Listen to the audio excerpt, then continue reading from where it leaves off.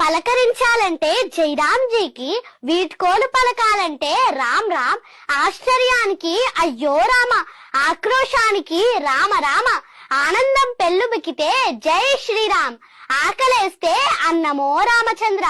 వ్రాయడం ప్రారంభించే ముందు శ్రీరామ నీవే కలవు, ఏ రక్ష లేకపోతే శ్రీరామ రక్ష. అందమైన వాళ్ళు రామ చక్కని వాళ్ళు.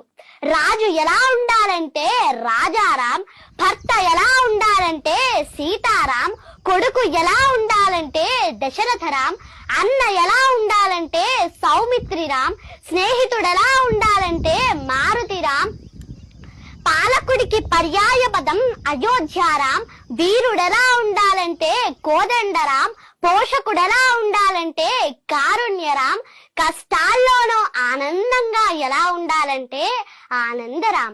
అవును, అంతా రామమయం.